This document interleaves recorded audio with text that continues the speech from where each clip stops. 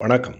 நான் சுபவீர பாண்டியன். இங்கிலாந்து நாட்டைச் சேர்ந்த பீவர்லி நிக்கோலஸ் என்னும் எழுத்தாளர் 1940களில் இந்தியாவுக்கு ஒரு பயணியாக வந்தார். அவர் ஆங்கிலத்தில் 60க்கும் மேற்பட்ட நூல்களை எழுதியிருக்கிறார். 1944ஆம் ஆண்டு இந்தியாவை சுற்றி பார்த்த பிறகு த வெர்டிக்ட் ஆஃப் இந்தியா, இந்திய தீர்ப்பு என்னும் ஒரு நூலை எழுதியிருக்கிறார். அந்த நூலில் 2 செய்திகளை அவர் அழுத்தமாக பதிவு செய்திருக்கிறார். ஒன்று, இங்கே இந்துக்கள் இஸ்லாமியர்கள் சண்டை ஓயப்போவதில்லை. எனவே இந்தியா பாகிஸ்தான் என்று 2 நாடுகளாக பிரித்து சுதந்திரம் கொடுப்பதுதான் சரி என்று குறிப்பிடுகிறார். அடுத்ததாக, இந்தியாவில் பார்ப்பனர்கள் என்னும் ஒரு சமூகத்தினர் எண்ணிக்கையில் குறைவாக இருந்து கொண்டு அதிகாரங்கள் எல்லாவற்றையும் தங்கள் கைகளில் வைத்திருக்கிறார்கள். அதனால் வட இந்தியாவில் உழைக்கும் மக்கள் பலர் அவர்கள் மீது கோபமாக இருப்பதை பார்த்தேன். வட இந்தியாவிலே ஒரு பழமொழி நிலவுகிறது: பார்ப்பனர்களையும் பாம்பையும் கண்டால் பாம்பை விட்டுவிடுங்கள், பார்ப்பனர்களை அடியுங்கள் என்பதுதான் என்று எழுதுகிறார். இந்த செய்தி அந்த புத்தகத்தின் 32வது பக்கத்தில் உள்ளது.